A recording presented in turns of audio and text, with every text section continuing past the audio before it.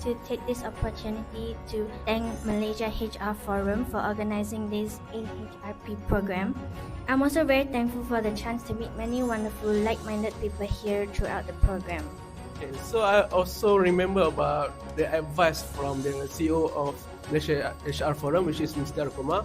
He always says about AKS, attitude, knowledge and skill. So first job, don't berkira-kira, work hard. The first 10 years of your working life, and what I've said the other day, the first 10 to 15 years of working life, it's all about hard work. So first job, grab what you can first, take it up, build your experience, build your competencies, learn the skills that you don't have today. The time will come when something will tell you that it is time to move on.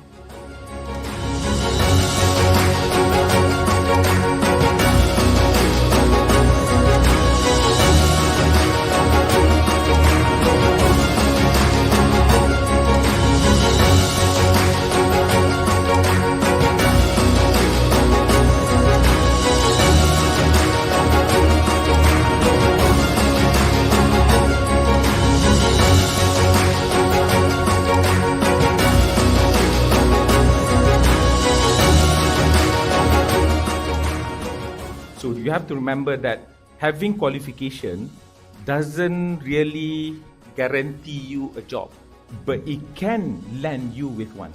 But for you to continue climbing the ladder, it's all about skills.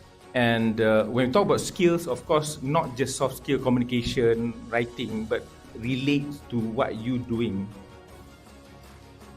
What happened between that time until now? I never quit, never lie, and I never want to be somebody other than myself. So if you're a boring person, be boring. If you're an animated person, make sure that animation comes out. And if you're a person that is shy, so be it.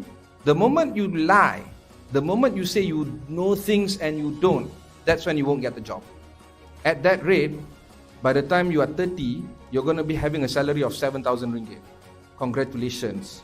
But 7,000 doesn't cut it in KL. Learn, continuously improve yourself. This AHRP paper is one of them. Continue to add stuff in your CV.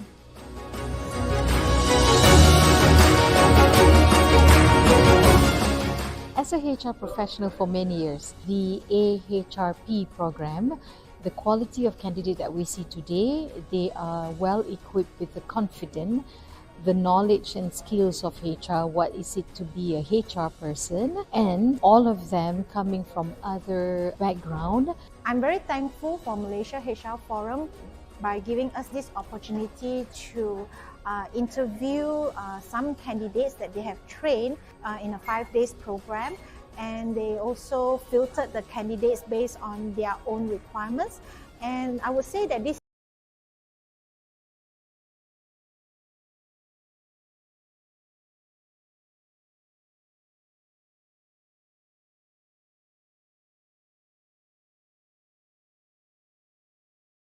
my water, my egg, oil, everything is here. But wait, is today's video about baking? I don't think so. Let's save that for another time. Let's get to the serious business. Just like the ingredients in the cake recipe, our organization is a mix of diverse employees. But how do we uncover their strengths and areas for improvement? Just imagine this. To bake a perfect cake, you need the right ingredients, precise measurement, and a perfect oven temperature. Similarly, for a harmonious work culture, we need a team with a varied traits. Some are like well-beaten egg whites, great in communication and helps in planning and organizing. Others might be a secret ingredient, the unsung heroes that quietly enhance the teamwork. But here's the challenge. How do we spot the traits? How do we nurture them? How do we strengthen them in order for all of them to stand out at the forefront? If you're thinking to explore the traits further, explore our Aston Competency Assessment and empower your team. Last but not least, on behalf of Malaysia HR Forum, we would like to wish Happy Labour Day to each and every one of you. Stay safe and embrace uniqueness. Get connected with us. Thank you.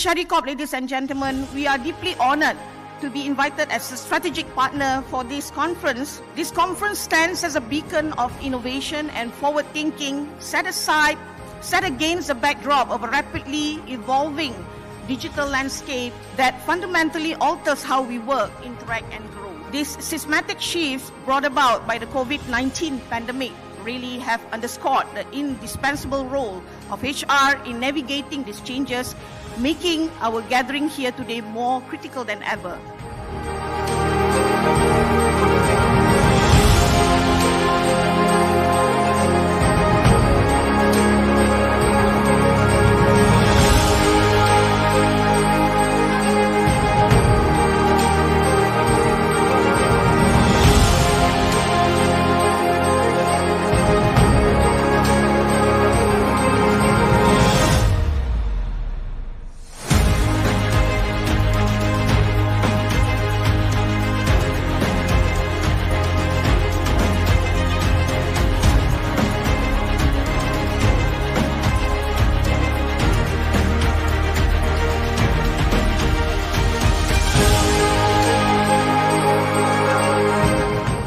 And we like number of people yang datang, the event. It's a very wonderful job done. Even till now, we've been part of many events out in the West and in Europe as well.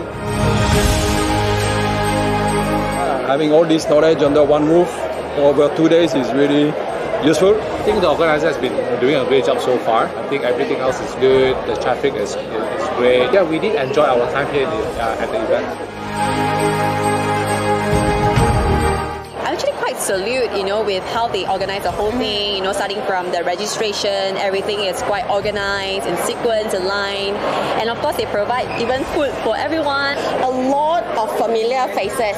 So dia macam nak satu big reunion macam tu. If it's on again next year, we will certainly be coming back. The scene here in KL is outstanding, and we hope to join you guys again in the next event.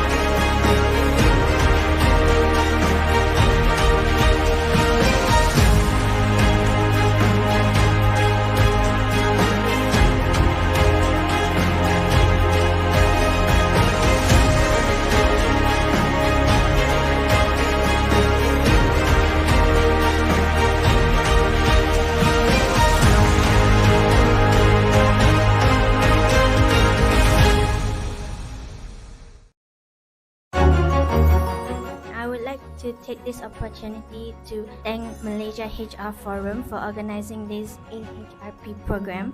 I'm also very thankful for the chance to meet many wonderful like-minded people here throughout the program.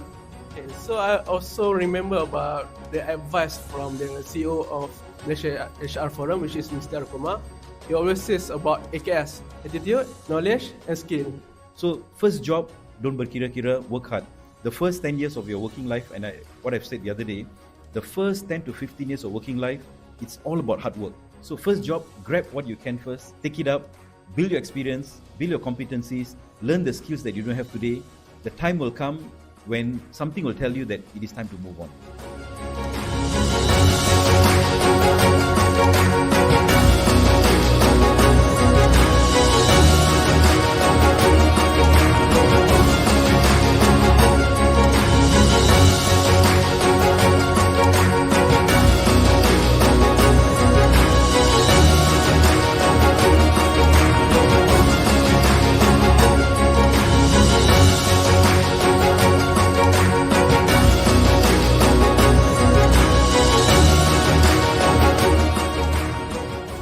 you have to remember that having qualification doesn't really guarantee you a job, but it can land you with one.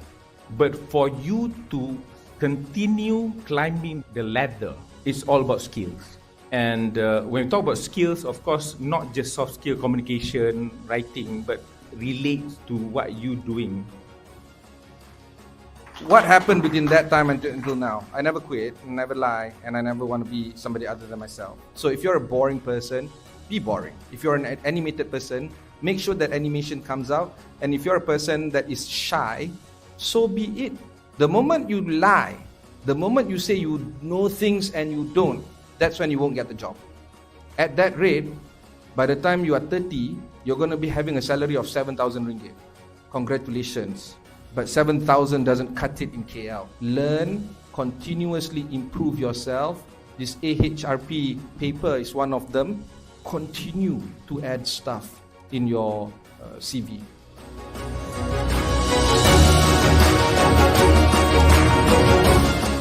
As a HR professional for many years, the AHRP program, the quality of candidate that we see today, they are well equipped with the confidence, the knowledge and skills of HR, what is it to be a HR person, and all of them coming from other background. I'm very thankful for Malaysia HR Forum by giving us this opportunity to interview some candidates that they have trained in a 5 days program, and they also filtered the candidates based on their own requirements. And I would say that this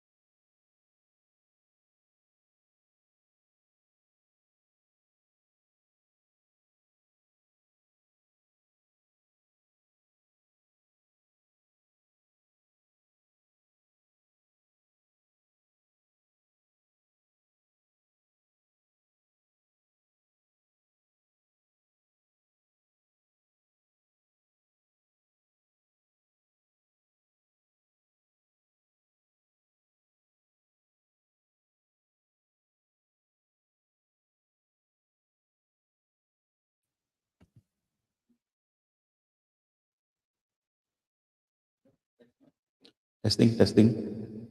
Okay.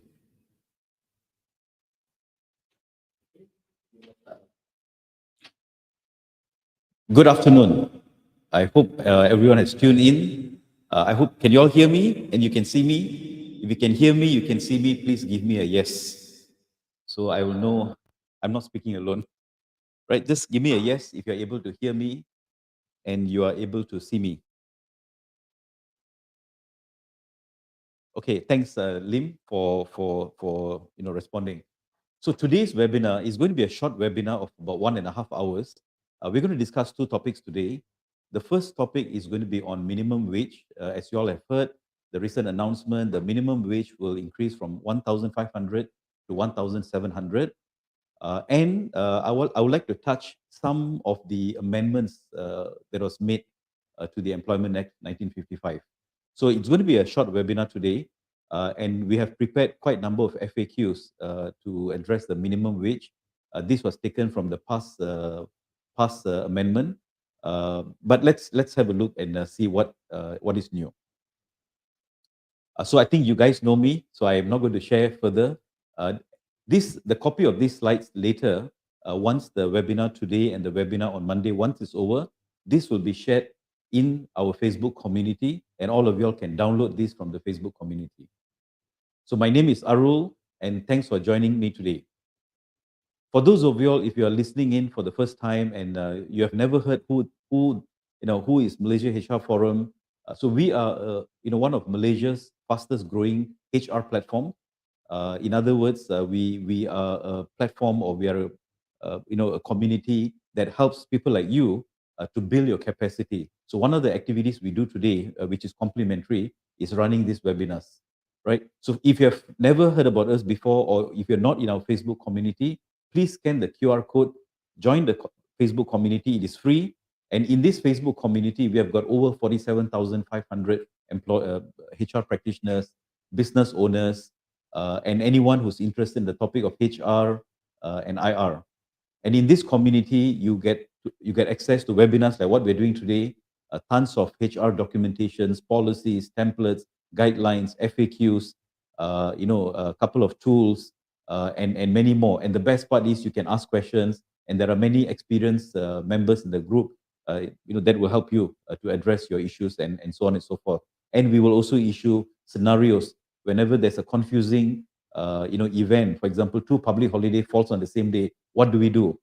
Today's my rest day, off day, etc. So we build these scenario tables and share it for free in this forum. So the slides that we are sharing right now will be also shared in the Facebook community. So please join us. And my colleagues will approve you right away if you join now. Now, before I begin, this is always a compulsory slide that I share, is to remind myself, is to also get you to remind yourself and remind your bosses.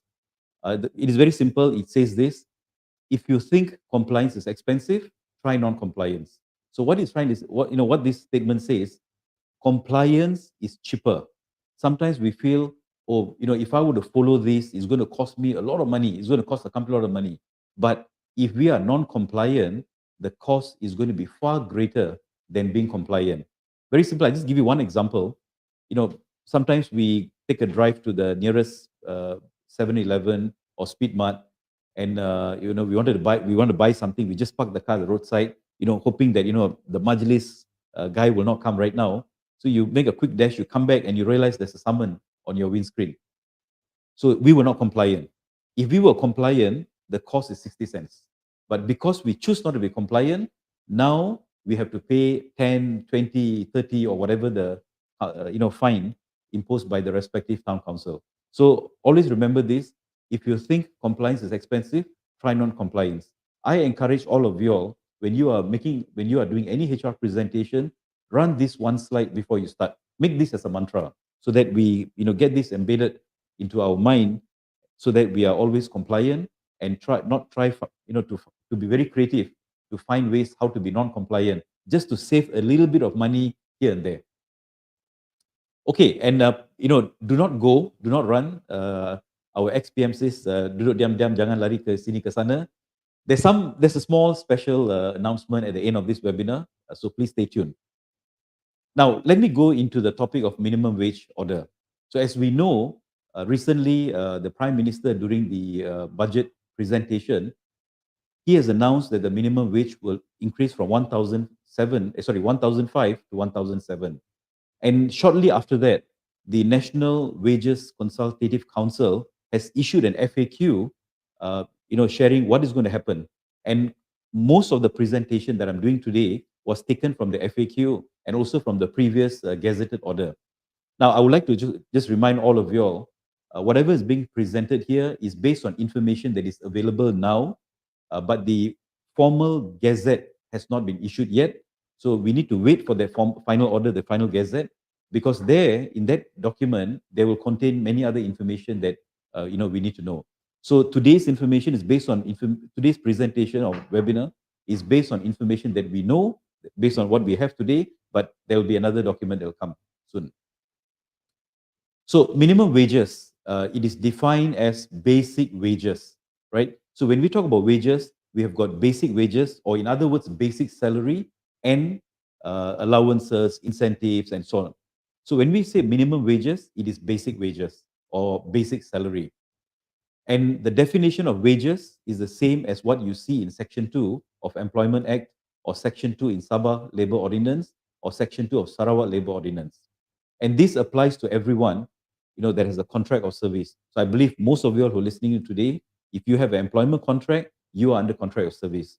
But at this moment, the definition of employees by the NWCC Act includes all of you all with contract of service, but it does not include those employees with apprenticeship contract. But I think some of you all may have heard the government is now in the midst of planning to amend this and to include apprentice into the NWCC definition of employees. But as of today, it is excluded.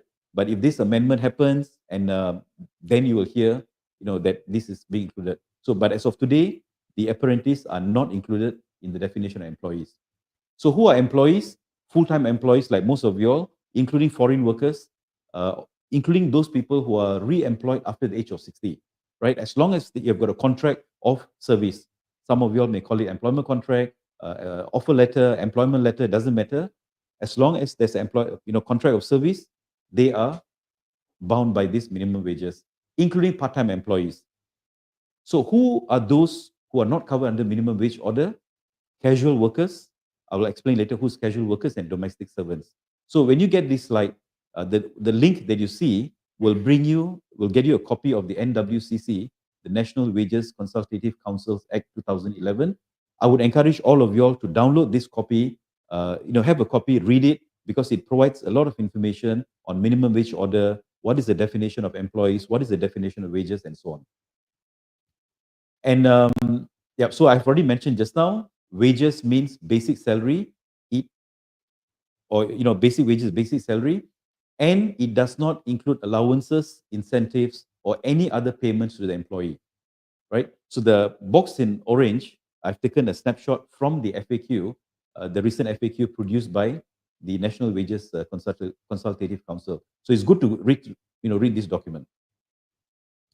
So we all know, effective 1st of February 2025, the minimum wages, will increase to 1,700. So which company or which employer will be affected? If you are now representing your employer, if the company employs 5 people or more, right? That means 5, 6, 7, 8 or more, you will need to pay minimum 1,700 starting 1st February. The second category is any company, if you are carrying out professional activities classified under the Malaysia Standard Classification of Occupation, MESCO. So if your company is doing, carry out these activities defined by MESCO, now it doesn't matter whether you have 5, 10, 20, or even 1 or 2, also to start on 1st February 2025. So companies who are not part of MESLO, that means you're not under the categorization of MESLO, and you employ less than 5. So again, less than 5 is not 5. Less than 5 means 1, 2, 3, 4. So if you have 4 employees, 1, 2, 3, 4 employees, you are given the leeway to delay the implementation until 1st August 2025. So like it or not, all companies by 1st August 2025, you must follow. But companies in the orange box above, if you employ 5 or more, and if your activity falls under MESCO's list, you got to start on 1st February 2025. Now, what is this, MESCO? The full term for MESCO is Malaysia Standards Classification of Occupation.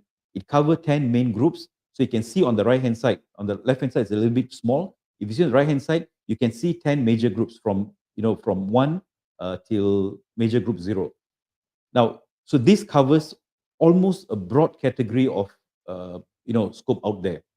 So when you get these slides, you can, there's a website by Ministry of Human Resources, eMesco, so you can download and you can read through all these, classifications. So I repeat again, 1st February 2025, companies with 5 employees or more. So if you have got 5, 6, 7, 8, 9, 10 or more, and you are, the list, the business activity that you do falls under MESCO, irrespective of the number of employees that you have to start on 1st February 2025. Companies with less than 5, that means 0, 1, 2, 3, 4, with 4 employees, 1 to 4 employees, and you're not part of MESCO, you can delay till 1st August 2025. So this is basically the gist of the minimum wage order that you have heard recently.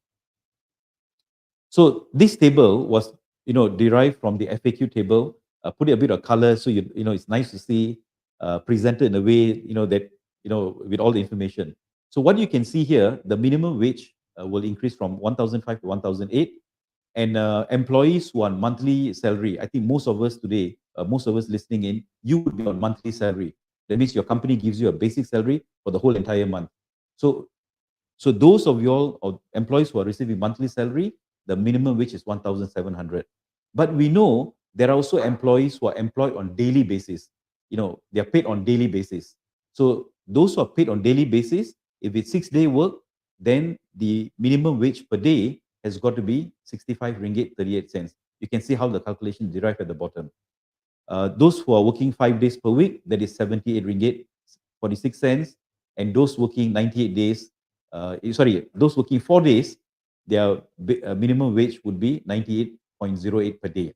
And those who are on hourly basis, some employees are paid hourly. For example, the practice out there for part-time employees, they come, let's say they're working in some F&B or some retail outlet, they'll come a few hours every day, and sometimes they don't come. So some of them are paid on hourly basis. So employees on hourly basis, the rate per hour is 8.72 ringgit. Now, the minimum wage FAQ that was released recently also mentioned this. Employees who are paid on piece rated, tonnage, task, trip, or commission. So this group of employees, they don't have a basic salary, because the mechanism they are paid, the way the salary is calculated, it is calculated based on every piece that you produce, or how much of weight, how much of ton of goods you delivered, or the task base, or how many trips you made. Let's say lorry drivers, they are not paid a basic salary, but every trip you deliver, you're paid X amount of money. Or those who don't have basic salary, but they are paid purely on commission. Now, they also must enjoy 1,700, which can be earned during the normal hours of work, not after normal hours of work. So if the normal hours of work is 45 hours, irrespective how they are paid, they must have the opportunity to earn the 1,700 during their normal hours of work, which is 45. Okay, so that's roughly the gist of the minimum wage order that we heard recently. Now, let me cover a little bit of FAQs, because you will have a lot of questions. How's this? How's that? Etc. So we have just thought of some of this. And to Mr. Tosyupat, if you're listening in today, this was the slide we both prepared for the last round. I've taken a couple of questions from there, tweaked it a little bit for today's presentation. Thank you, sir. So a little bit of FAQ. Now, what is the definition of wages? Right? So just now we heard under Section 2 of EA and Sabah and Sarawak. So I'm just going to show you an example of the definition of wages for Employment Act, which applies to Peninsular Malaysia and Labuan. So if you see Employment Act says wages means basic wages. So that basic wages is 1,700, and all other payments in cash, right? So that is the definition of wages. So for the purpose of minimum wage order, we need to fall back to this definition, Section 2 of EA that you see on the left-hand side, Section 2 of Sabah Labour Ordinance, and Section 2 of Sarawak Labour Ordinance. And they've provided clear cut. So it is good for all of you all to download a copy of this act and also the relevant Labour Ordinance, and highlight those areas and present it to the bosses in case they are unsure. Should I include, should I not include? And I mentioned just now, apprentice contract is not included. So in the definition of National Wages Consultative Council, the contract of service includes those employees with employment contract or contract of service, but it excludes the apprentice contract. But we know there's some amendment that is being made. So as of now, not yet, but we have to just wait for the further announcement by the Ministry of Human Resources. Now, I'm just going to run through some of these FAQs quite quickly. So we've got about 4 pages of FAQs. So I'm going to run through. So hold your questions first, because sometimes we get excited. We start asking. Hold your questions first. Most of your questions will be answered here. And then later, if your questions are not answered, please ask. So is this minimum wage applicable for those who are hired under contract for service? Now, contract for service, they are not employees. They are contractors, some freelancers. So the minimum wage only applies, for those who are defined in the Sabah Labour Ordinance, Sarawak Labour Ordinance, and also our SLO, EA, contract of service. So anyone with contract of service, the Employment Act, the minimum wage provision applies to them. So does the minimum wage apply to Sabah Sarawak? Answer is yes, it is provided there. And are there any industries that is being excluded? Sometimes we get this question, I'm an NGO, I'm this, I'm that. The answer is very simple. If almost all industries are covered, and if your employees, whoever that you employ, they have got a contract of service, you have to pay minimum wage. So even in NGO, if these employees, they are given a contract of service, they are employees, they fall under EA or Sabah Labour Ordinance, Sarawak Labour Ordinance, and they got to be paid. So can we delay the implementation of minimum wage? The government says 1st February, can I do it later? Now, companies with less than 5 employees, and you're not part of the Maslow category, then yes, you can delay until 1st August. But 1st August 2025, you got to implement it, right? So the window given for you to delay only applies for small companies with less than 5 employees, till 1st of August 2025. If I hire contract staff below 2 years, this employee is on a fixed term contract, maybe 2 years, maybe 6 months, maybe 1 year. Well, as long as they are defined as an employee in the respective labor ordinances or employment act, minimum wage also applies to them. What about those employees, that is hired after they retire? Again, it doesn't matter whether they are a full-time employee or they are hired after retirement. If they have a contract of service, minimum wage also applies to them. What about internship? Students coming from university, from colleges, as part of their program, part of their degree, part of their diploma, they will need to do a period of attachment with the company for about, let's say, 2 months, 3 months, 5 months, 6 months. Now, they are not employees. They are not defined as employees. Therefore, minimum wage is not applicable to them.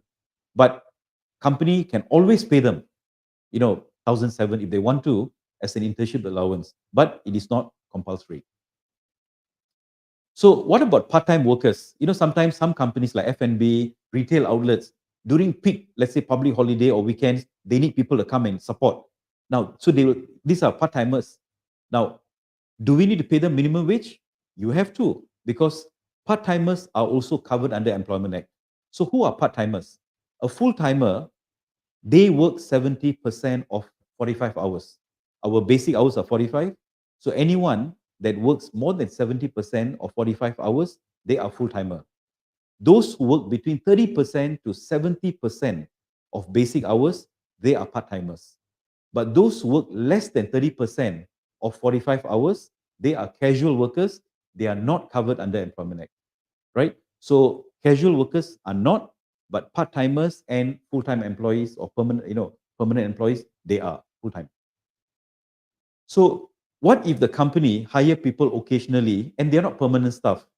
Do we need to comply with minimum wages? So on and off, we hire people, for a short while, then they go. Now, again, we have to go back to the definition of employees in Employment Act or Sabah Labour Ordinance or Sarawak Labour Ordinance. If they are defined as employee, then minimum wage applies, right? Casual workers, we know they are not covered. Now, For those in the hospitality industry, this is a very popular question. Those companies in the hospitality industry, you may hire people at a minimum wage level. Can I include the service tips, the service points into the basic salary? So let's say the basic salary is 1,003, and these employees are given additional 400 from the service points. Answer is no. There was a landmark case, Crystal Crown Hotel versus the Union of Hotels and Bars and Restaurants. Now, in this court, the court says that basic salary cannot include allowances or cannot include the service points. So it has got to be pure basic. The service point will be over and above the 1,700. So later when you get these slides, there are 2 links for you to read about this particular case and what is the outcome. So can we now, since the government has increased the minimum wage to 1,007, the announcement has been made, implementation happens on 1st February. Can I now quickly restructure this? I include all these allowances, make it 1,7. Now, if there's going to be a variation to the contract, company, as an employer, I cannot simply go and change the terms of employment and tell the employee, today your salary is 1,7 after including all this. Any variation, employees must agree. But I'm quite sure employees will be asking you, the government says 1,7, why are you now including it? So it should be 1,7 plus all the other payments that you make. So if you're not sure, please seek guidance from the Labour Office. Now, if I have an employee who says that, boss, never mind, I don't, boleh lah, you pay me 1,004 also okay. Now, again, it is not advisable to do this because law is law, and if the minimum wage order says 1,007, they've got to be 1,007. Otherwise, we are breaking, what Employment Act says. Remember this, compliance is cheaper than non-compliance. Okay, can we revise the basic salary to 1,700, but we cut down on the allowances that is already being paid today? Now, again, if you are going to vary, you're going to change the employment contract, you would have to make sure the employees agree, right? Chances are they may not if you're doing it now. But if you've done it some time ago, people may not, they may not know, they may say, okay, right? So any variation, you must get employees to agree. If you're not sure, please seek, guidance from the Labour Office. Okay, is it sufficient to pay part-time workers at the rate of 8.72, that is the per hourly rate now, regardless of the hours they work, right? Which may result in them earning less than 1,007. So the condition is this: it does not matter what mechanism you use, whether it's hourly, whether it's monthly, whether it's tonnage, commission, piece rated, it doesn't matter what mechanism you use. The employee must have the opportunity to earn the 1,007 during his or her normal hours of work. So if you define that per hour, if you work, you get 8.72, the company must provide, right, the number of hours required to achieve the 1,007. It cannot be low. But if the employee did not come to work, now that is nothing to do with the company, that is employee's fault. Can we include allowances? Example, meal allowance, attendance allowance, hardship allowance, chemical allowance, or any other allowances to build up the basic salary 1,007. Well, I think the FAQ is quite clear, and when we look at all the past orders, it says very simple: the basic wages, or shall I say the minimum wages, is the basic salary, and it cannot include any allowances. So allowances, incentives are separate. It is 1,007, then you add on the allowances. So I've already answered this. So whether they are hired on a piece rated, daily rated, they must have the opportunity to earn 1,007 during the normal hours of work. So if you don't provide work to them, you have to also still pay them. Because why? As long as they are prepared to work, right? They are prepared to work, they got to be paid. Now, so that same goes to driver. It doesn't matter, what job they do. It doesn't matter how they are paid. They must have the ability or the opportunity to earn 1,700 during the normal hours of work. Okay, so I've covered this as well just now. And so penalty, right? This is taken from the FAQ. What if, the company, the employer, failed to follow, did not follow, don't want to follow, right? So this is the penalty.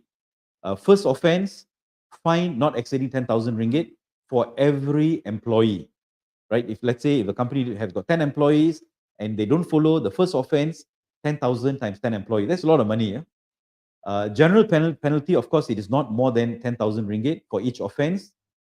And of course, if the offense continues, then a daily fine of not more than 1,000, right, until you resolve it.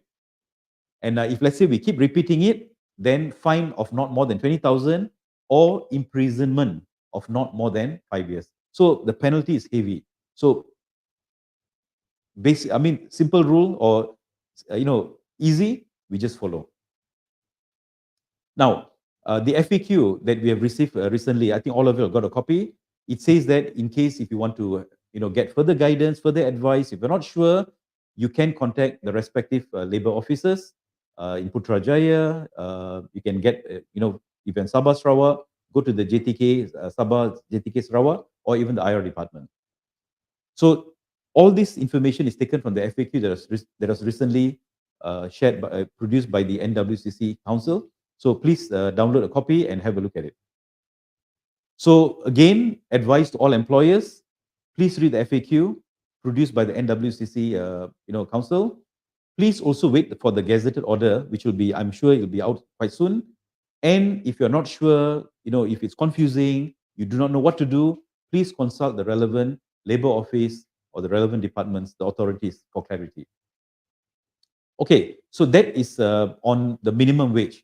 Now, what happens, right? What happens if I'm now going to bring someone whose salary is, let's say, 1,500, 1,550, 1,006. I'm going to now bring them to 1,007. So what is going to happen to those employees who are currently earning 1,007? So they will say, it's not fair because I have got 2 years experience or maybe 3 years experience. I'm paid 1,007. Today you hire a new employee, you also pay 1,007.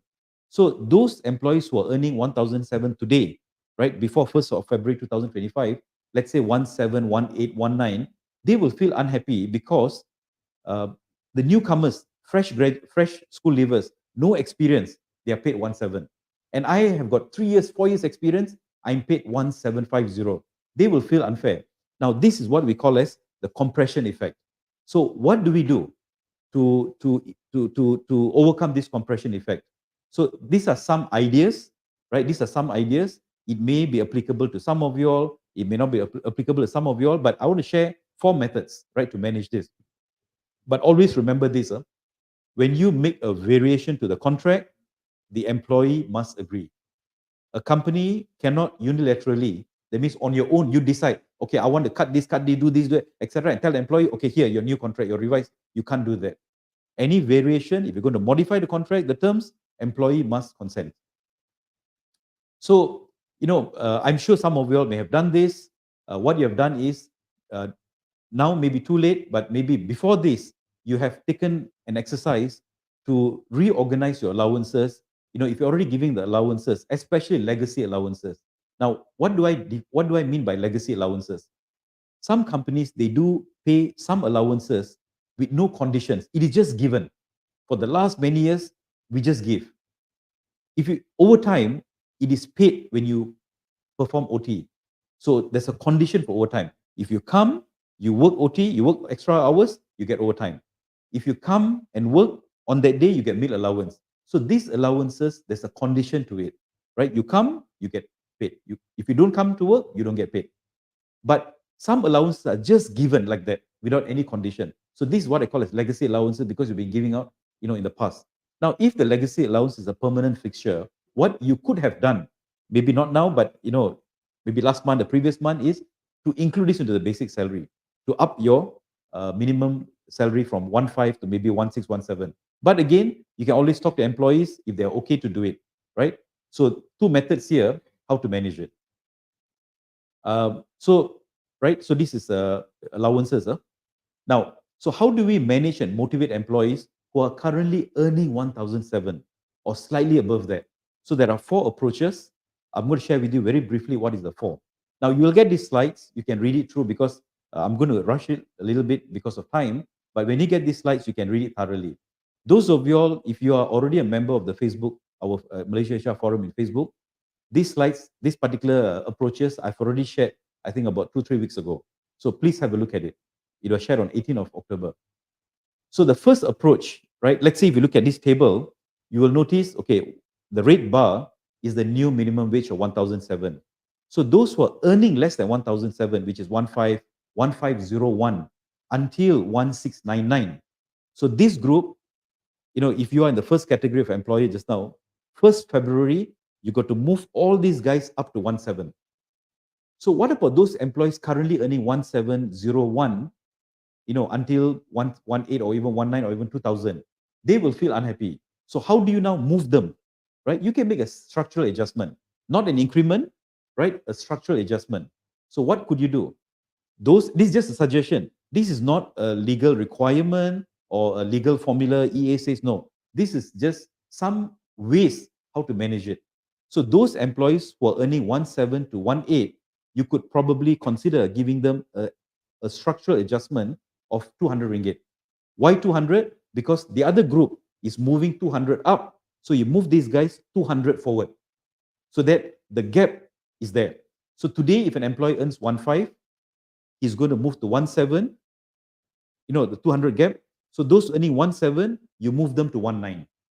So the gap you maintain at 200. So this is one way to do. So you can look at, so those employees who are close to 17, 200 ringgit adjustment. Those who are in the next category of 18 to 19, 125. Then at the last category of 19 to 2, 75. But I've also heard about some companies, they are going to do a broad adjustment for employees, including those who are earning above 2,000. Well, that is even better, right? So if you can do that, it's even better. So you make a salary adjustment, right? A structural adjustment across board. That is one thing you can do. And approach two, you make universal adjustment. This was shared by one of the members of the forum, Moser. And so you can read this. So one is universal adjustment, or that means you give everybody the same increment or the same percentage. The other one is the adjustment is given based on their performance. So if you are a good performer, you get a higher adjustment. If your performance is not so good, you get a lower adjustment. So this is another method, right?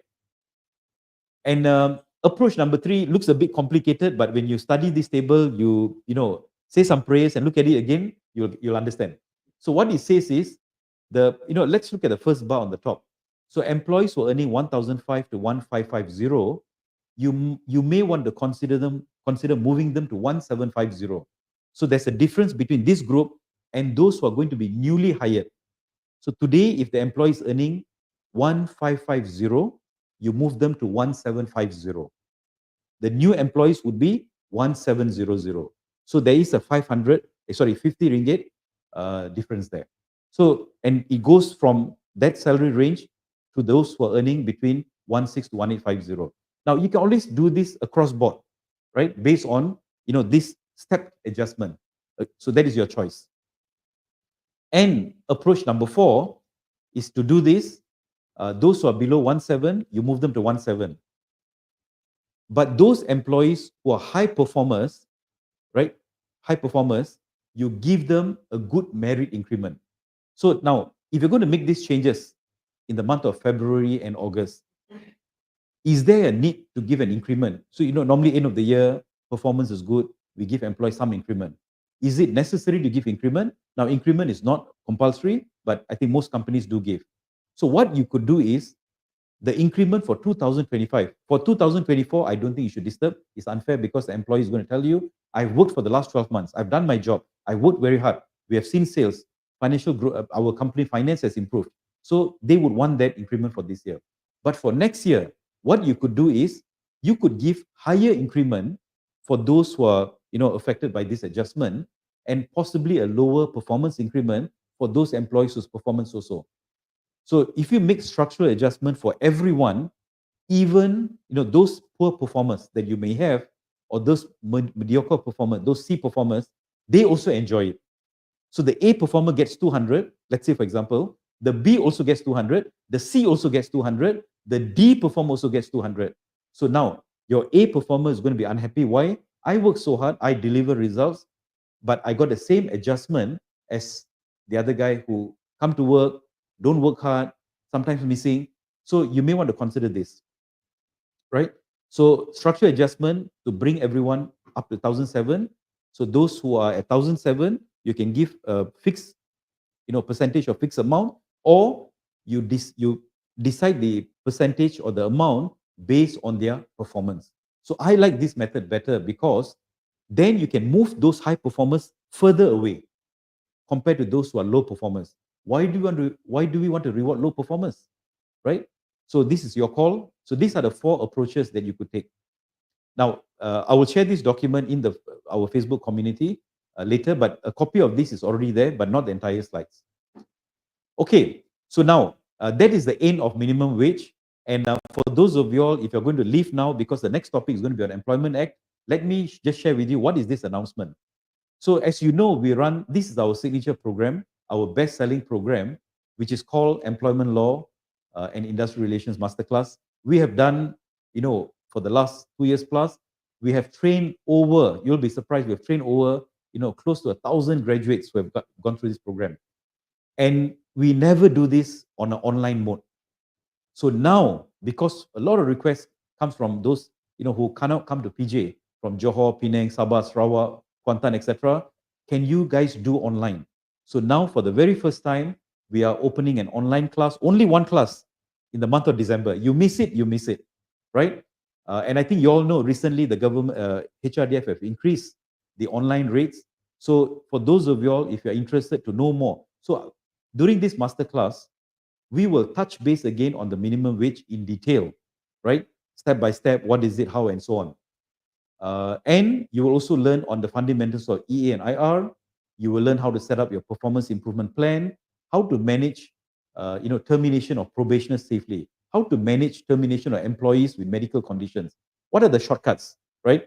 Now, if I would ask all of you all here, today, I'm quite sure, if an employee committed a misconduct, let's say yesterday did not come to work for 1 day. Today, you would have called the guy to office, to HR, issued a show cause letter, give him a couple of days, he'll come back after a few days. Now, the process that you do can take a couple of days to maybe 1 week, 2 weeks. Sometimes it takes 1 month. I do it in 20 minutes, right? So how do I do in 20 minutes when you are doing it in 1 week, 1 month, 2 weeks? We cover this in the masterclass, right? So a lot of shortcuts, tips, and techniques, how to simplify your HR processes, how to make your processes lean, how to make it fast, right? So all these are given. And of course, you will leave the training after 2 days, is very intensive training, with a big picture mindset. So no longer focus on petty matters. You look at the big picture. Now, if I do this, I resolve all my people issues, or almost all. So that's covered in the masterclass. So do join us in either it's a physical class in PJ, in our academy, or an online session. So if you join, you get there's a typo error there. You will get 45 templates of HR policies, soft copy, editable, and you'll get a copy of the employment handbook, 3 months online support. So those of you all, if you're keen, you see the QR code on the right-hand side. That is our WhatsApp address, WhatsApp. You can WhatsApp us if you're interested, and our colleague will get in touch with you on the details. Okay, so that's very much on the so that's very much on the minimum wage. Yeah. Okay. So hang on a second. Okay, there's the echo here. Okay. So yeah, thanks. So now, let me run through the amendments that has been made to Employment Act. This is not a new slide. It was prepared, in 2023. So this slide was prepared by Haji Hussein. I think those of you on the forum, you know who's Haji Hussein.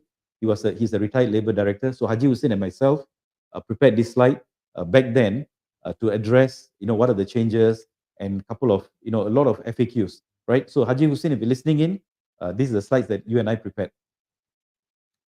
So now, do you know why the government made changes or made these amendments to Employment Act? Was it a must, or they had to do it, or they wanted to do it? One of the reasons why this amendment was made is because of the condition put on Malaysia in order to join the comprehensive and progressive agreement for the Trans-Pacific Partnership (CPTPP). One of the conditions is, they wanted Malaysia to get our employment laws, in line with international standards, right? So that we can participate, we can become a signatory, and we can participate in a larger economy with more countries, as what you can see on the slides. So this enforcement started on 1st January 2023. So actually this is the old news lah, cerita lapuk, but I think it's good to always refresh and to know, are we in compliant or are we not yet in compliant? One of the main changes that has been made was to the first schedule. In the past, employees, whose salary is below 2,000, right? They are part of Employment Act, and of course, those who are manual workers or supervising. But with this amendment, everyone, whether he's an operator, clerk, technician, manager, director, CEO, if they are on an employment contract or contract of service, the Employment Act applies to all of them. But there are 6 provisions that do not apply to certain category. So if you see the box on the right-hand side, rest day pay, if you work on overtime or normal, if you work OT, the OT pay, regulations on shift allowance, if you work on holiday, if you work on public holiday, and if the company retrench you, the termination provision. So these 6 provisions do not apply to certain category. So let me illustrate in a much more easier, understandable way. So you see this table here. Now this is very important. If we don't understand this, we'll always have this question. Now I've got this employee. Should I pay overtime? Should I not pay? Should I pay retrenchment, termination benefit? So this table addresses all of those. So if you see, there's 2 category, right? And I hope you pay attention. Huh? So there's 2 category. The first category is employees engaged in manual labor, or if they are operating or maintaining any mechanically propelled vehicle, or if they supervise or oversee other employees who are engaged in manual labor. So for example, if the supervisor or anyone who is supervising operators or technicians who are doing manual labor, now then the supervisor or the technician or whoever, it doesn't matter business title. Now this group, whether their salary, their wages is above 4 or below 4, they are entitled to all the 6 items. So I repeat again, if the employee is engaged in manual labor, like your operators, your cleaners, some of your technicians and whatnot, or if they are operating or maintaining any mechanically propelled vehicle, and if they are supervising, or they're supervising or jaga operator lah, to be easy, right? This group of people, it doesn't matter what they're paid. Even if they're earning 7,000 ringgit, overtime is payable. Even if they're earning 10,000 ringgit, overtime is payable. Now, if you have a lorry driver or a bus driver earning 7,000 ringgit basic salary, he falls in this category as well. So, and you cannot limit OT. You cannot say, can I cap, in order to calculate overtime, I want to limit the basic salary to 4,000. You can't do that. We have to pay, we have to calculate as per their actual wages, right? So this is one category. Now, the other category, right, are those employees who are not in this category. So if you are not a manual labor, right, because if you are now listening in, if you're a clerk, executive, officer, manager, director, right, production manager, or maybe a finance manager, now you will fall in the category of other employees. Now, people in this category, if your wages is below 4, you are entitled to OT. You are entitled to termination benefit. You are entitled to public holiday pay if you work on public holiday.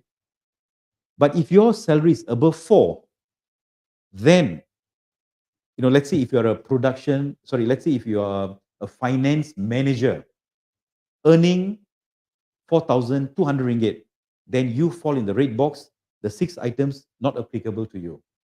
But if you are, let's say, let me give you an example. Why I keep saying production? HR manager, right? Wages 3,800.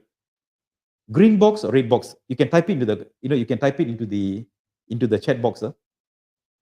HR manager wages 3,800. HR manager wages 3,800. Are they in the green box or the red box? Anyone? Try your luck.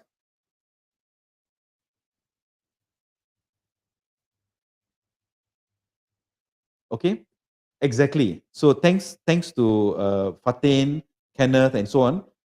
If their wages is below 4,000, they are automatically in green box, right?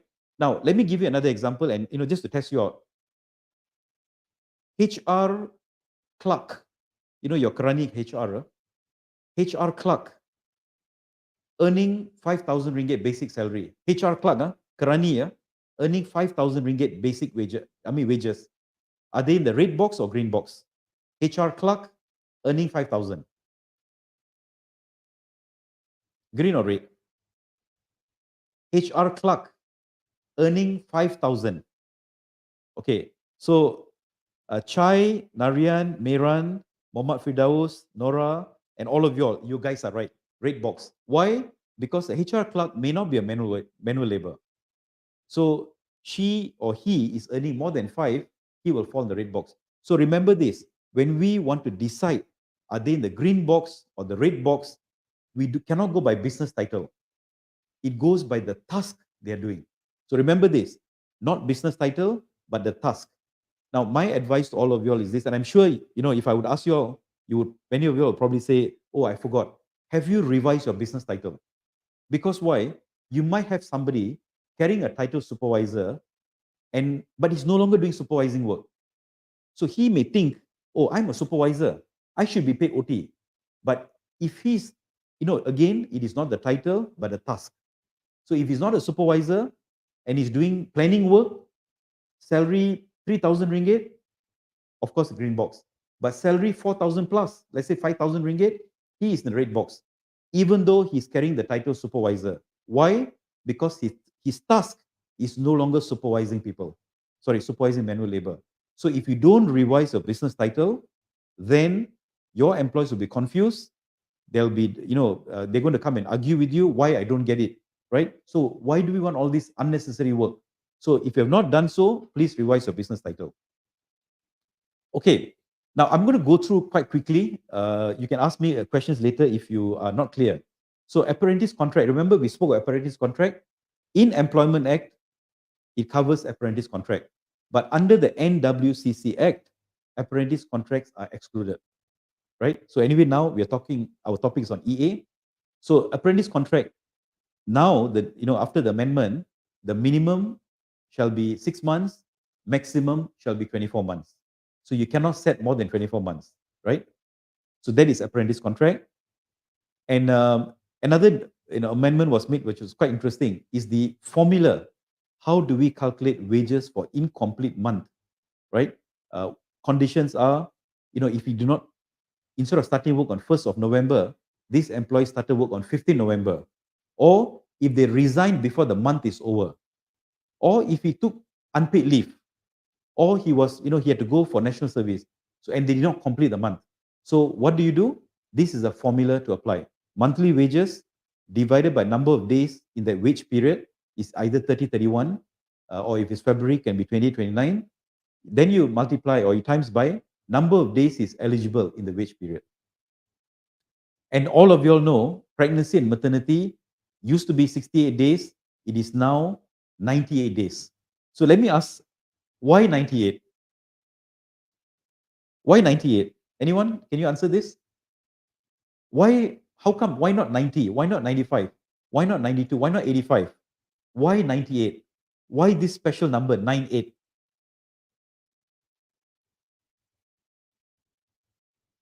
Why is it 98? Your boss is going to ask you. For me, if I'm a HR, if I'm a business owner, I want my HR team to be knowledgeable. If my HR team is blur blur, boss, I don't know. Okay, wait, boss. Let me call labor department. Right. So you got to know why 98. Right? Lizzie, you're right. It is 14 weeks. ILO's recommendation is 14 weeks. So 14 times 7 is 98. Right? So that is the new maternity. And then the hours of work from 48 has become 45. So you cannot ask an employee to work more than 48 hours. So I remember when this amendment was first made, a lot of people asked, hey, how am I going to manage this? Because this reduction of hours would see your overtime increase by no less than 6%, your overtime cost. So how am I going to do? What am I going to do? So this is something that we discussed in the masterclass. How do you manage this? People now, they cannot work 48, they work 45. How can I still manage this without incurring extra cost to my labor costs? Now that's what I want to hear from you. If I'm the business owner, I want my HR team to give me ideas like this. How can we now manage work within 45 hours and don't need employees to stay back, right? And job is done. So how do we do? What do we do? So these are the kind of things that we discuss in masterclass. That is why I keep saying that tactical strategy, the big picture. So that can be done. How do we do it? Improve efficiency, automate your process, simplify your process, improve competency. So, for example, if you hire me and if you want me to do up a proposal, I may take 1 hour. But if you hire another person who's not well trained, he or she may take 5 hours. Job done fast, within the right quality, you can go home fast. And, right, so we have in the past, sick leave is part of the 60 days. Now, sick leave and hospitalization leave sudah bercerai. Sick leave is sick leave, hospitalization leave is hospitalization leave. So when you add on, an employee now would have 74 days to be on paid leave if they are not feeling well. Either they're on sick leave or hospitalization leave, 74. In the past, it's 60. Now, it is a challenge because I know all of you will be saying that, there's so many leaves. Maternity leave increase, sick leave, now this sick leave, hospitalization leave is more now because they're no longer together. There's a paternity leave, so many things, flexi work. How? You need to have a strategy to manage this. So what if I tell you this can be managed? How do you manage employees abusing sick leave? I mean, those who are genuinely ill, memang sakit, please rest. But those people who abuse, those who malinger, they are not sick, but they pretend to be sick to avoid work. How do you manage that? Because, sick leave, right? For some employees, if I would ask you, what is sick leave? What is the definition of sick leave? Anyone? What is the definition of sick leave? You may tell me, or sick leave means if you're not well, you rest at home, salary is paid.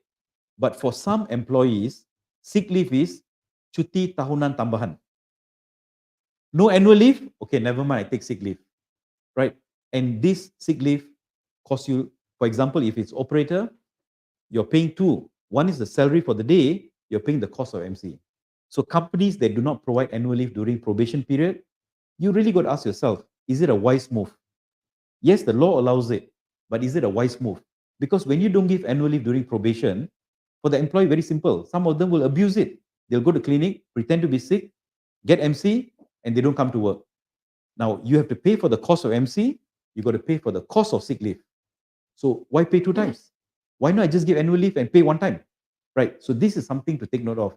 And we discussed this in the masterclass.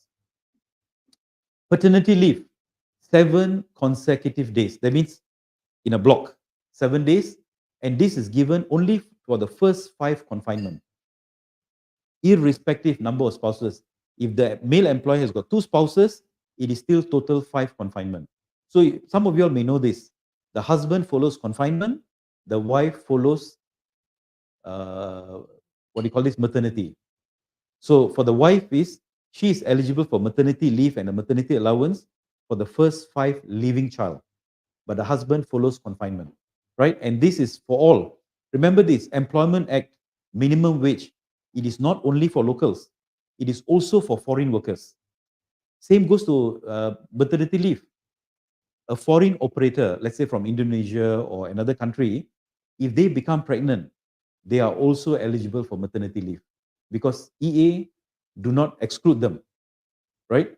So a male foreign employee is also eligible for paternity leave. So how do you manage this? How do you manage when a male employee, a foreign male employee, let's say from Bangladesh or Nepal or Indonesia or Pakistan, he says that 9 months ago, remember I balik kampung, sekarang my wife deliver. So how? He's eligible to it. So how do you manage this? So come to the masterclass, I'll show you some tips and techniques. Legal. And this is also a very important provision, section 60K, the old 60K was, substituted with this new 60K.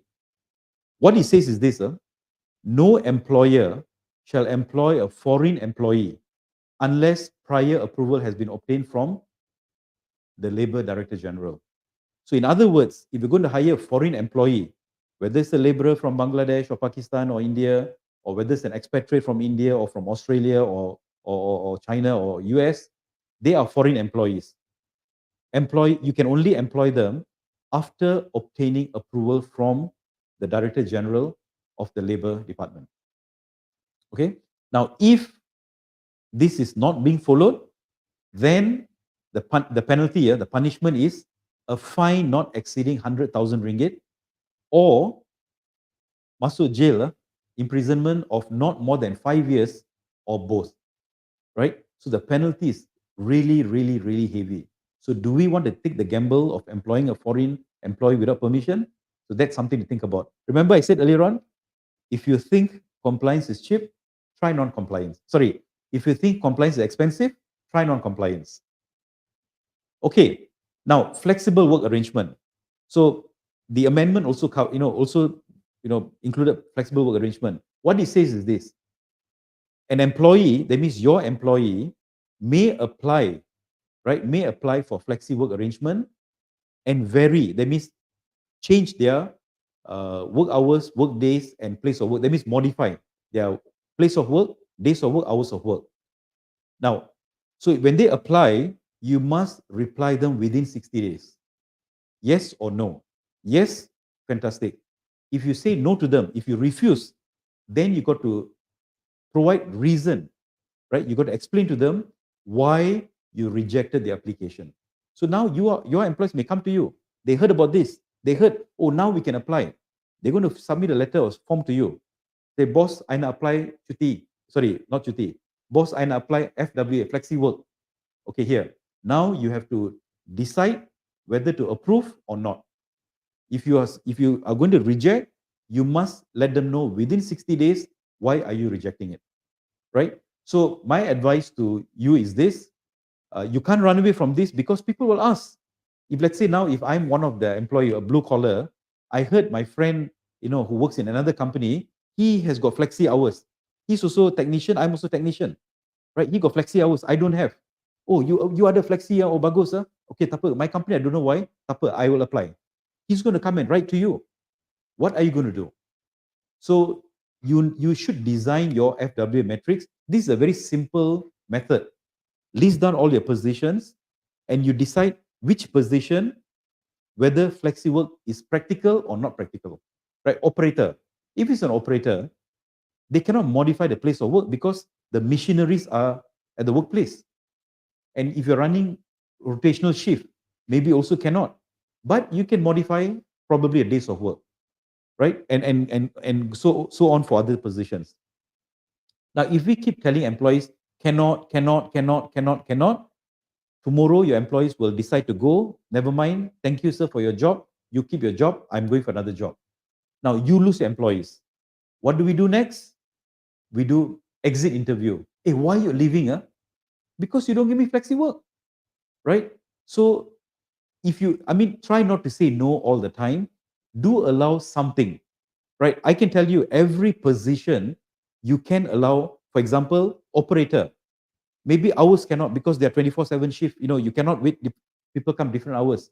Place cannot, but days can, right? Technician, days can.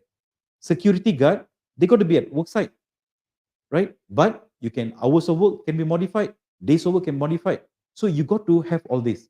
Now, once you've decided, for example, operator, days of work can modify. Now, next, what type of FWA? Maybe flexi work. Maybe change your shift model. Maybe you allow compressed work week, whatever, right? So there are many types of FWA out there. Now, if you want to have a comprehensive slides on FWA, go to the forum in Facebook. There is a slide, I think about 20-page slide with all the breakdown. and also a recorded webinar where I run through each and every type of flexi work, and so on, and also the policy, right? It is very important to design a policy. Now, for those of you listening today, in your policy, let me tell you what are the gaps that companies overlook.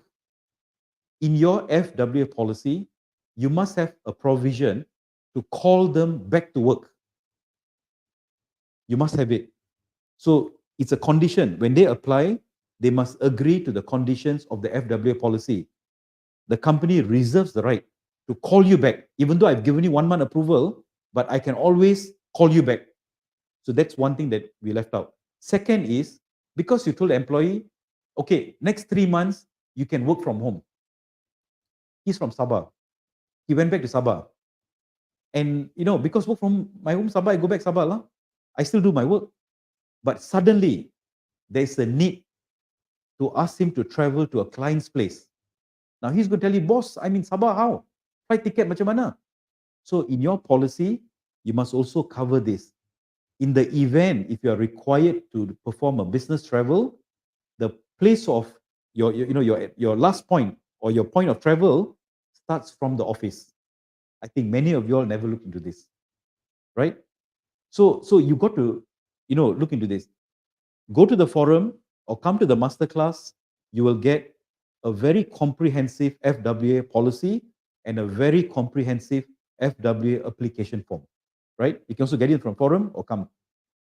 Okay, and what is also amended is discrimination, right? Discrimination means, discriminasi lah. If the employee feel he or she is being discriminated, they can walk to labor and tell labor that, my company practices discrimination. And if it's found, if the Director General, after investigation, they find it's true, then fine not exceeding 50,000 ringgit and a daily fine of 100,000, not more than 100. That means a maximum fine of 1,000 ringgit each day if the offense continues after you're convicted. After you're found guilty, you continue doing it, maximum fine 1,000 per day. Now, let me go back to FWA. Now, in FWA, what will happen is, in the same category, let's say a clerk. You got 2 clerks, same job category, same job. One you approve work from home, one more you don't approve. Now, this could be a basis. I'm not saying it will be a basis. This could be a basis of discrimination. Why is it that he can do at home, I cannot work at home, from home? But same job grade. So be cautious when this happens. And, the new Section 81H requires you to put up notices on sexual harassment.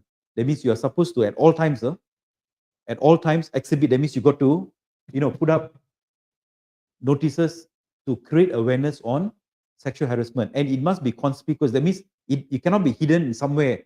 It must be in a place where people can see it. So if you have not done it, then it is an offense and fine not exceeding 50,000 ringgit. So those of you all, if you have not done it, please go to the Facebook community. There are 6 sample posters, right? 6 plus another 3. You can download. It's free for you to download it, print it, put it up. Done deal. Forced labor. Now, this is a new Section 90B, forced labor. Forced labor provision, it says this, any employer, if you threaten, deceive, or you force an employee to do any activity, service, or work, and you don't allow them to move out, right? You confine them, to a place, then this could be deemed as forced labor. And if the company is found guilty, if you're convicted, fine not exceeding 100,000 ringgit. It's a very heavy penalty, maximum 100,000. It may be lower, or a jail term, imprisonment of not more than 2 years. That means maximum 2 years. It can be less, or both, jail and fine. Right? It's a very heavy offense. And I think many of you all do know that Malaysia has also signed the forced labor, convention, prevention of forced labor convention with ILO. There are 11 indicators. It is good for you to download and read this. So later part of these slides, there's a lot of links to download these documents. So please do it. General penalty If no other, if any offenses, the penalty is not mentioned, then it shall be, it used to be not exceeding 10, now it is not exceeding 50. And another new section added, presumption of who's an employee, who's an employer. Now, let's say you've engaged someone and there is no contract of service, that employment contract don't have. So how do we define whether this person is an employee? Are you an employer? So the presumption that will be based on is this: if his work is being controlled, or you are directing him to do this, do that, or his hours, you're controlling his hours. If you don't want to come tomorrow, you got to apply leave. So that is, you're controlling it. And you provide him the material, the tools, equipments, and whatever job that he or she does, it's a very important part of your business. It's an integral part of your business. And the money that you pay him or her, it's a majority part of his income. Then he can be presumed to be an employee and you are the employer. So let me give you another example. In KL, in Penang, in Johor, you got a lot of corporate towers and Malacca and so on. So there is a cleaner, and this cleaner will go to office A for 2 hours on Monday, clean up the table, throw rubbish, make sure the mirrors all clean, and then go to another office, another company, do the same thing, another company, another company.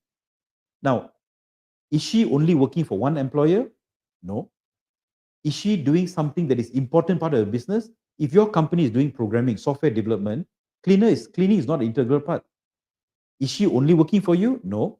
Are you controlling the movement, the hours? No. And whatever money you pay, is it a major part of the income? No.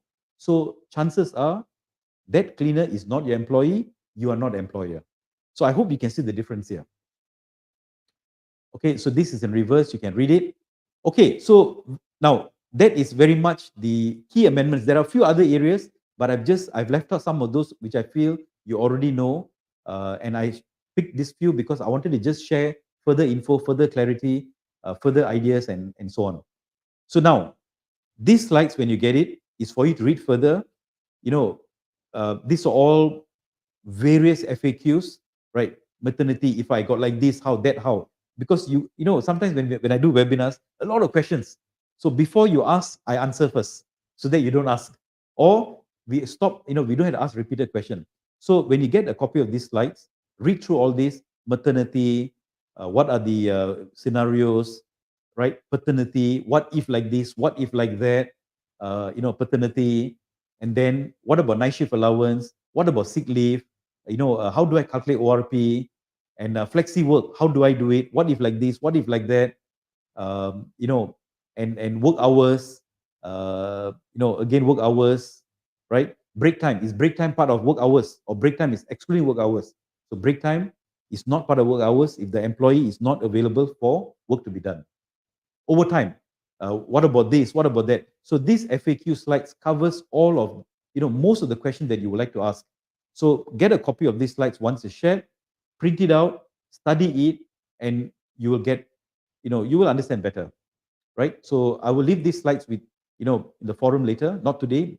Once the second webinar is done, download it. So remember I mentioned about forced labor just now. So what you could do is, there are a lot of discussions on forced labor. These are all the links. There's a nice booklet, guidebook done by MEF. You should, and together with ILO, download it, read the context of forced labor, what to do, what companies should not do, right? That document by MEF and ILO is a good document. Download it, read it, get a copy and keep it, right? So all these links, please download it and read it, right? Okay. So these are the FAQs that we have prepared together with Haji Hussein some time ago to give guidance to employers. Now, so a reminder to you all, if you have not joined the masterclass, this is a program that everyone should join once. And I also encourage business owners to join. Some business owners, I'm not HR, let my HR go. But your HR guys, their focus is not the business aspect. Their focus is the HR aspect. In this masterclass, we discuss the big picture, which every owner must understand.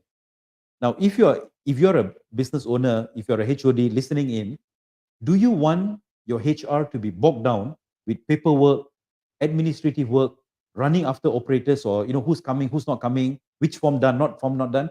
Or do you want them to do value add? You want them to look at competency, succession plan, training managers on KPI, target setting, how to assess targets, how to manage our poor probationers, how to manage our poor performers, how to manage employee medical conditions, how to remove this, how to remove that, how not to do, for example, exit interview. Why do we want to do exit interview when we know why people are leaving? Exit interview is like this. Your staff has not eaten for 3 days, and you ask him, hey, boy, have you eaten? He's not eaten. We know he's hungry. So why ask? We know why people are unhappy, but we still do exit interview. Why can't we remove exit interview? Why can't we remove acknowledgement or confirmation? Why can't we remove, when you convert to permanent? Right? So these are the kind of things that we discuss in the masterclass. So if you come to the masterclass, you will be able to reduce your HR workload by 30% easily. And for business owners, you will see financial growth because your HR team now focuses on value-add activities. Why employ HR manager, pay 6,000 ringgit, 7,000 ringgit to do what a clerk can do? I would rather hire a clerk, pay 3,000, do a clerical work. So my advice to HR folks, let's not be a highly paid clerk. I was a HR guy before. Let's not be a highly paid clerk, right? Or highly paid administrators. If you're a manager, we must deliver what a manager delivers. So succession planning, competency development, training your managers, KPI setting, assessing KPIs, promotion nomination, readiness. This is what can help to improve the company's financial performance. Okay, so we have got about 15 minutes or so. Now I'm going to take on questions. So I hope you have asked, right? If I've not addressed any of your questions, you can ask, and let me, address this. So I will, please ask in the chat group. So I'll get it here in my phone and I will address this. Okay, so there's a question by Bin Bin. For FWA, if we adjust the days of work from 6 days to 4 days, but the working hours is still 45, is it allowable? Now, we all know the 1 day work cannot exceed 12 hours, right? So if the employee work 12 hours per day, 4 days, that is 48. So, right, 12 hours times 4 is 48. But we know the maximum is 12. The maximum is 45. So can we now ask the employee to work 48? So I think the answer is no, right? So you must still follow the 45, right? But you can always do 4.5 days work. Instead of 5 days, you can always do 4.5. Or reduce your work hours. Now, we need to stop asking ourselves this. And business owners, if you're listening in, this is a point that you need to take note of, or HODs. Why are we so particular about this 1 hour work, 1 day leave? Annual leave cannot be 14 days, cannot, in the 12 days, apply. We have got 8 hours of work every day, 8 hours, right? Let's say we're working 9 to 6, 8 hours, plus lunch, 1 hour, 8 hours. Every day, what is the effective work hours? 4 hours? That means, how many hours are people actually working? 4 hours? 5? 6? Okay, some of you may say 4, 5, 6. But let's say the employee works 7 hours a day.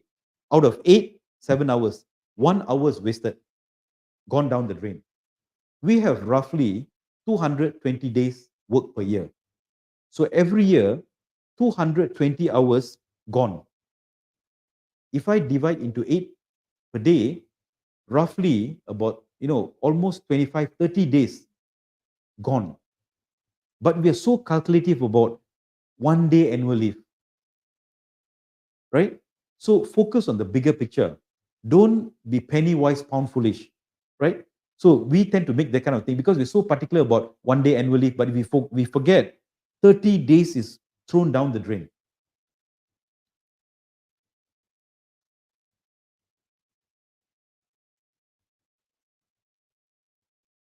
Okay, Kim Chia asked this question. Employees, if the wages is above 4,000, do they get termination benefit? Now remember, the green box and the red box, if it is not about wages, is this employee in the green box or the red box? If the employee is earning above 4, but he or she is doing manual labor, operator, technician, or he's a supervisor who is supervising a manual labor, salary 5,000, they are entitled to termination benefit. They are in the red box. They are in the green box, right? So you know that chart I shared just now, the green and red, I suggest you print it color, paste it at your wall, memorize it. So it is not about wages. We need to look at wages and also the task they do. Okay, so I hope I've answered your question, Kim Chia.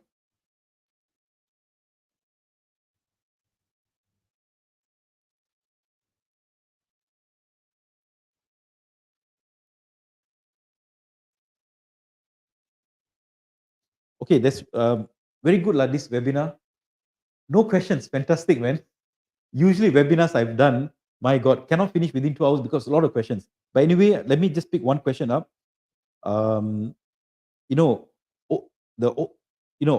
OSH coordinator. Now we all know that if the company has minimum 5 staff, doesn't matter what industry you are in, you need to have an OSH coordinator. So Fatin, I suggest you call up DOSH, get clarification from them, your industry. I believe all industries, if you got 5 staffs or more, you need to have an OSHA C coordinator. Okay, yeah, Rahman says thanks, suddenly travel claim policy. Yeah, please update your policy. So Rahman, I would suggest you to download a copy. Go to Facebook now after this call.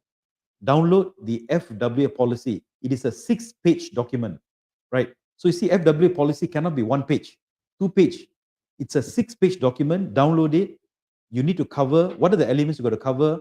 The recall back element, travel during business trip. What happens if the employee meets an accident, right? What happens if the performance drop during FWA? What is the supervisor's responsibility? What is the employee's responsibility? All these are covered. Download a copy and compare against what you have. If there's a gap, improve it. If you have something that we don't have, please share with us so that we can update, we can improvise it and share it with all of you all again. Can we hire? Okay, well, because there's not many questions, so let me just ask, pick up some of this. Can we hire UNHCR card holder? Now, this is a straightforward thing. Those employees who are refugees, they do not have a permission to work in Malaysia. So I would encourage you, Kafsi Azmi, please check with immigration. Can you employ those refugees with the UNHCR holder?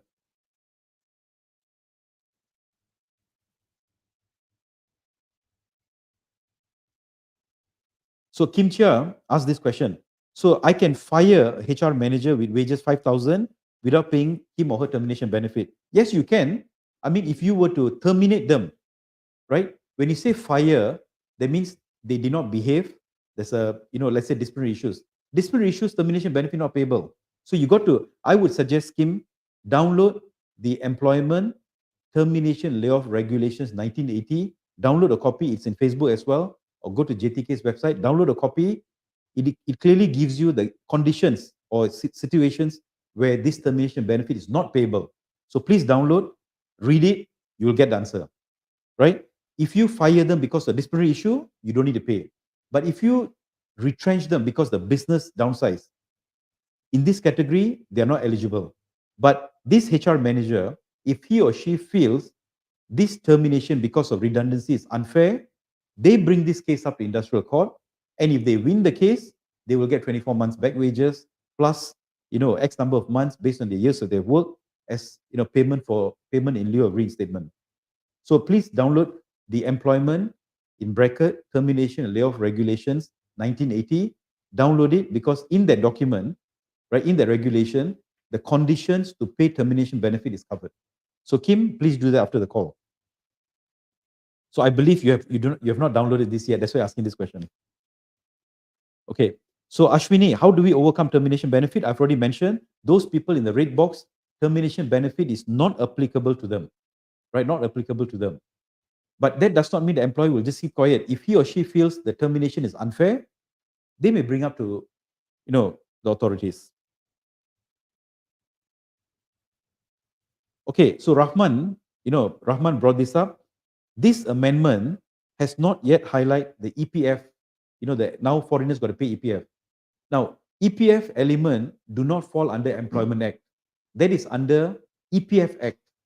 So EPF need to amend their act, right? You must understand, not everything is covered under Employment Act. SOCSO is under SOCSO Act. EIS is under EIS Act. EPF is under EPF Act. Your HRDF levy contribution is under HRDF Act. So EA covers whatever elements in EA. So the amendment has got to come from EPF Act, not Employment Act.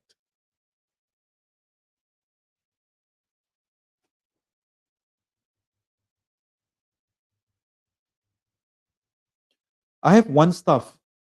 Akmal says this. Akmal says this. I have one staff who works, for 5 days a week, 6 hours working time daily. So 5 days, 6 hours. That is roughly 30 hours. Currently paid as per current ACT. I'm not sure what is ACT.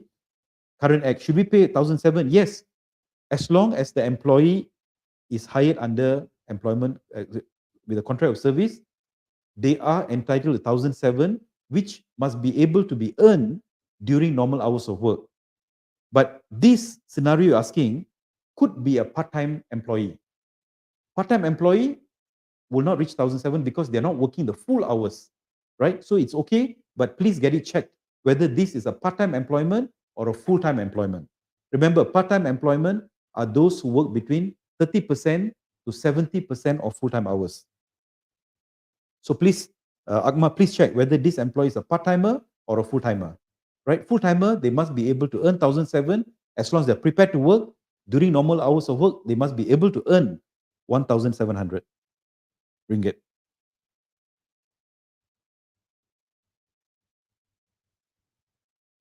Okay, so there's a question by Kenneth Lee here. For incomplete month, right? Incomplete month salary, do we include weekends? Now, if the employee is on a monthly rated, that means monthly salary, weekends are included. All of y'all, when you are not working on Saturday, Sunday, you're paid for Saturday, Sunday.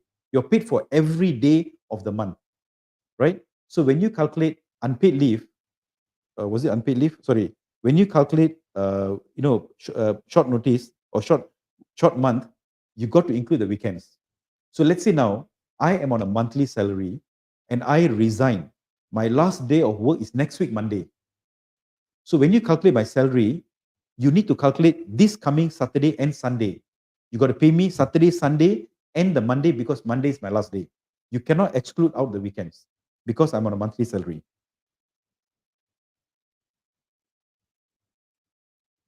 Okay, Candy, is it compulsory to pay OT for basic salary 4K and below? Of course. And you cannot replace with annual leave. Why? EA do not, there's no provision in EA as far as I know. Please get it checked. Please consult Labour Office. EA's provision says that if they work, they must be paid times 1.5. It did not say you can pay 1.5 or convert to annual leave or replacement leave. It only says that any employee who works beyond their normal hours of work, right? After the normal hours of work they work, they must be paid overtime at the rate of 1.5. But those people in the red box, right? Remember again, green box, red box. Those people in the green box, you got to follow everything that is provided in Employment Act. But what if I now have let's say a HR exec, red box, earning 4,500 ringgit, need to work overtime.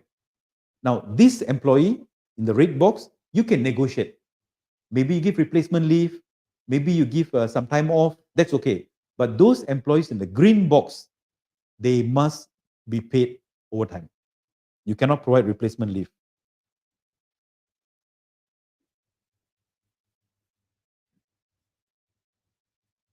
Okay, so Nor Shafika asked this question.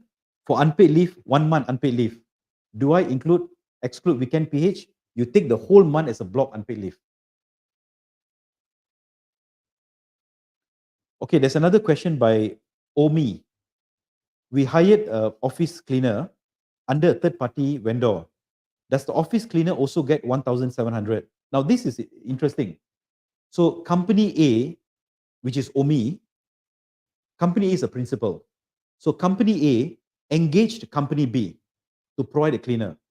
So in this case, the legal employer is not OMI. The legal employer is company B, not this company, because this company is a principal. They engage this company, company B, to provide a cleaner.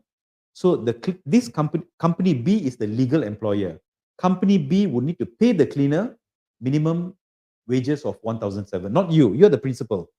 So the company B will provide cleaning to your service, to your company. Once the work is done, they're going to bill you, okay, X amount of money. Once you pay company B will pay the employee 1,007 minimum wages if they work full hours, full 45 hours.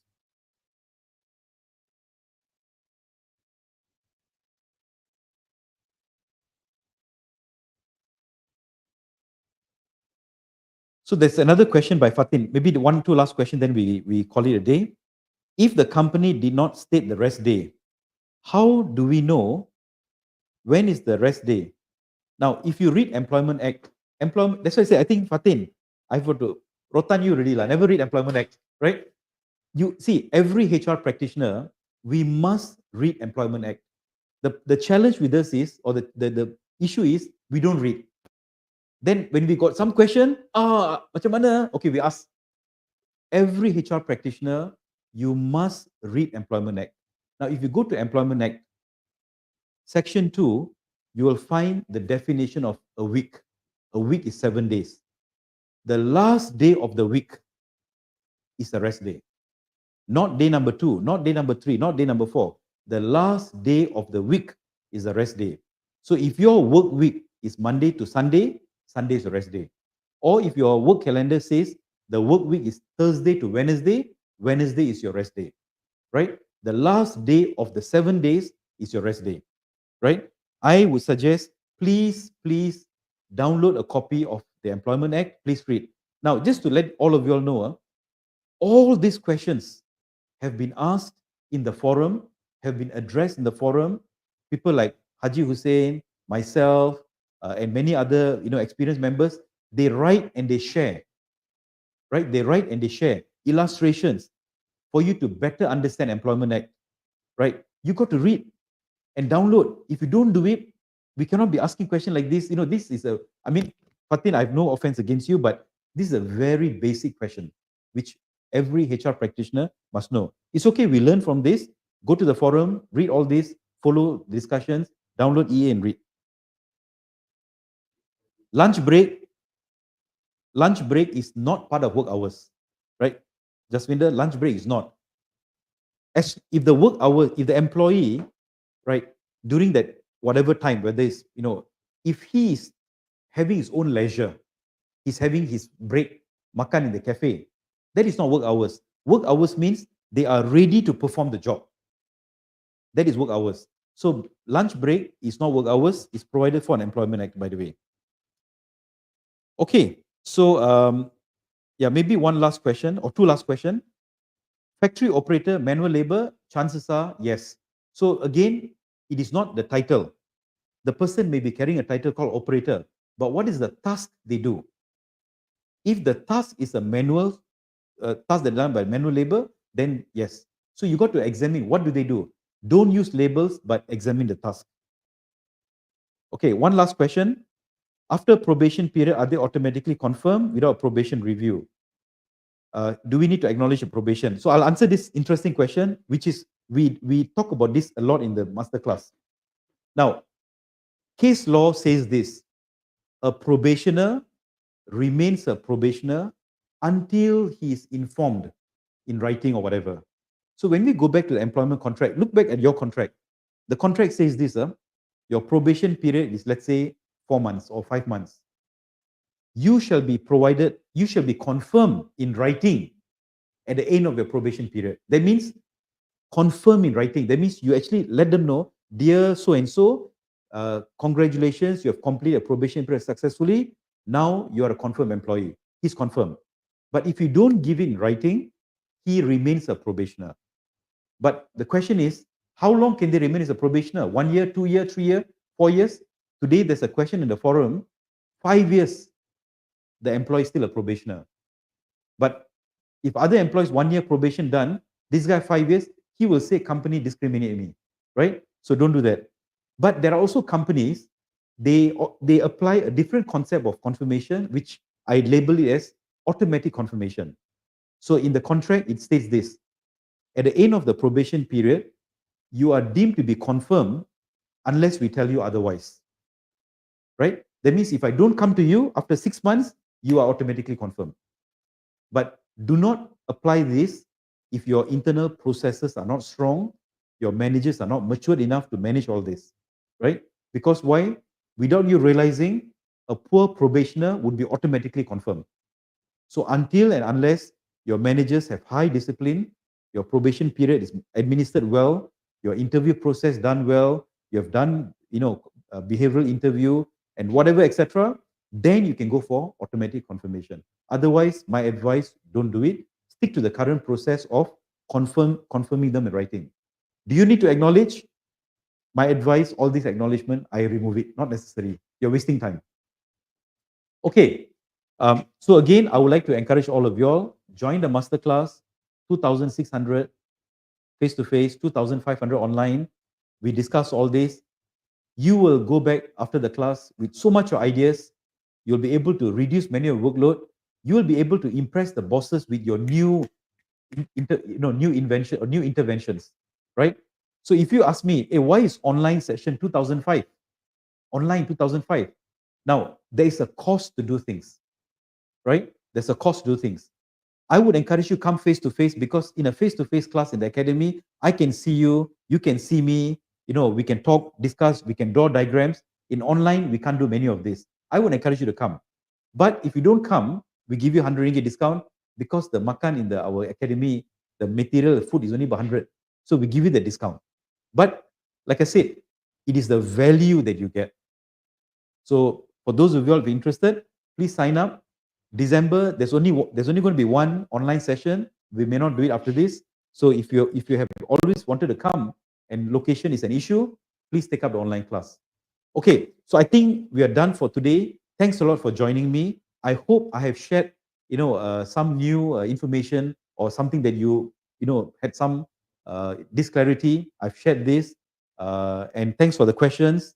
And these slides that you see will be shared in the forum after the second session. Download it. Tons of useful information. Please go to the forum. Please discuss, follow the discussions, download the documents, download the X, read the X, pay attention to discussion. If you diligently follow all the discussions in the forum for at least 1 year, I guarantee you will be able to do this seminar the next time. Right? 1 year, follow through every discussion. Even if the scenario doesn't affect you today, learn it. Because tomorrow when the scenario happens, that's how, I remember I read it. I can do it like this. Not when the scenario happens, we run around like headless chicken, don't know what to do. Right? So with that, thank you so much for listening in today. We hope this webinar is useful. It is a recorded webinar. You can always watch it anytime you want in Facebook, LinkedIn, and YouTube. And we have another session on Monday next week. Tuesday. We have another session Tuesday, but it will be in the morning at 10:30. For those who cannot join afternoon, Tuesday, 10:30 morning, we have session number 2. You can also join again if you want to, right? Okay, with that, thanks a lot, and have a good day. I would like to take this opportunity to thank Malaysia HR Forum for organizing this AHRP program. I'm also very thankful for the chance to meet many wonderful like-minded people here throughout the program. Okay, so I also remember about the advice from the CEO of Malaysia HR Forum, which is Mr. Arulkumar. He always says about AKS, attitude, knowledge, and skill. So first job, don't berkira-kira, work hard. The first 10 years of your working life, and what I've said the other day, the first 10 to 15 years of working life, it's all about hard work. So first job, grab what you can first, take it up, build your experience, build your competencies, learn the skills that you don't have today. The time will come when something will tell you that it is time to move on.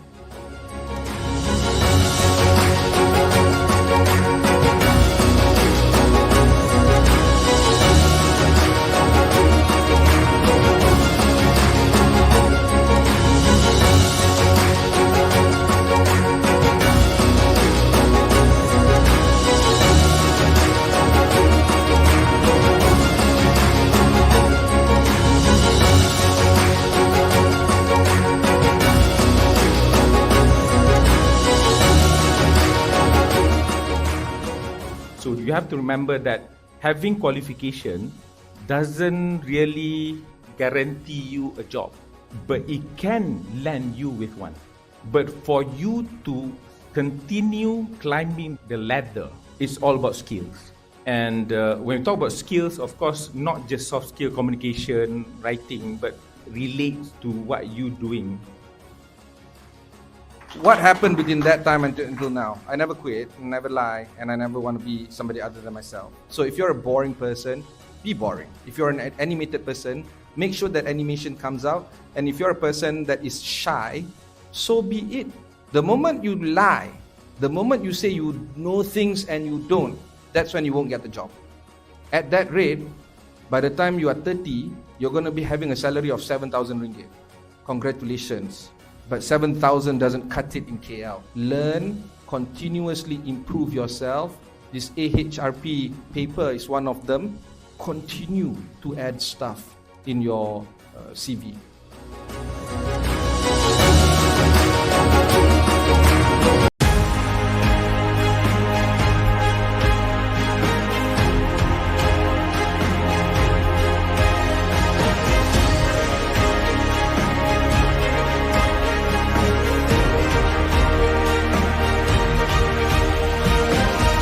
At HRD Corp, ladies and gentlemen, we are deeply honored to be invited as a strategic partner for this conference. This conference stands as a beacon of innovation and forward thinking, set against the backdrop of a rapidly evolving digital landscape that fundamentally alters how we work, interact, and grow. These systematic shifts brought about by the COVID-19 pandemic really have underscored the indispensable role of HR in navigating these changes, making our gathering here today more critical than ever.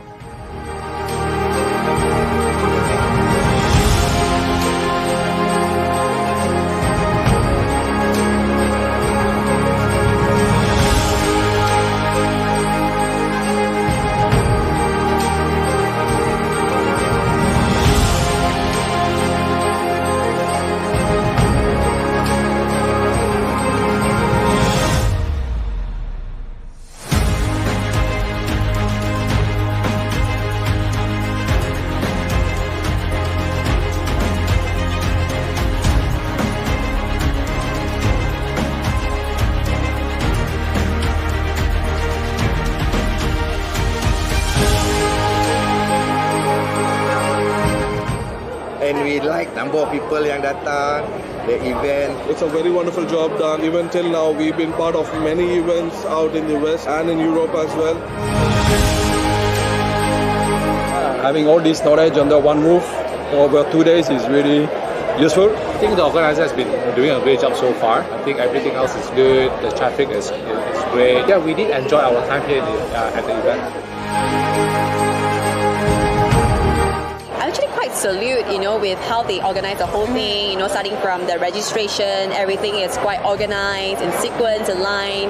And of course, they provide even food for everyone. A lot of familiar faces. So dia macam nak satu big reunion macam tu.